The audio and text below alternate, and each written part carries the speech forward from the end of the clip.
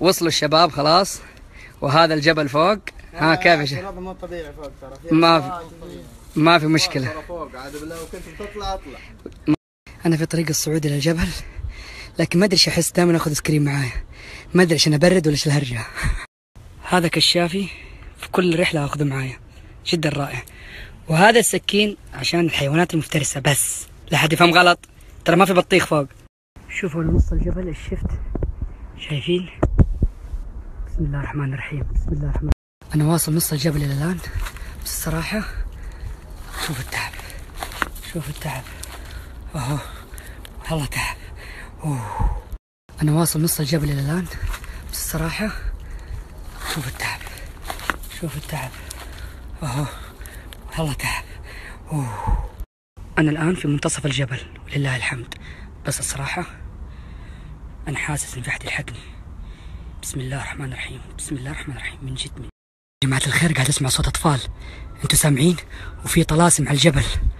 الجبل هذا زي الصخرة، كتلة واحدة، صعب التسلق لي، لكن إن شاء الله بسم الله الرحمن الرحيم، بسم الله الرحمن الرحيم. هذا مو طبيعي. بسم الله الرحمن الرحيم، بسم الله الرحمن الرحيم. ولا يطالع ولا يتحرك.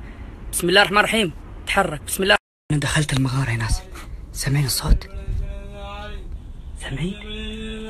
والله أنا لحالي، ما في ولا أحد. بسم الله الرحمن الرحيم، بسم الله الرحمن الرحيم. أعوذ بكلمات الله التامات من شر ما خلق. بسم الله الرحمن الرحيم. أعوذ بكلمات الله التامات من شر ما خلق. أعوذ بكلمات الله التامات من شر ما خلق. يا رب عفوك، يا رب عفوك. طلع ساحر. يا رب عفوك، يا رب عفوك، يا رب عفوك. فو عليك يا رب عفوك. ترى قاعد يلحقني ويحذفني بحجار الكل. ترى جتني إصابة، أبغى الشرطة والإسعاف تحت يا شباب اللي تستنوني. الله ينعلك. ترى قاعد يلحقني ويحذفني بحجار الكل. ترى جتني إصابة، أبغى الشرطة والإسعاف تحت يا شباب اللي تستنوني. الله ينعلك. هذه نهاية مغامرات ياسر. شوفوا ايش جاه. احنا قلنا له الوضع ما يطمن. ان شاء الله يسعدوا الساحل ان شاء الله.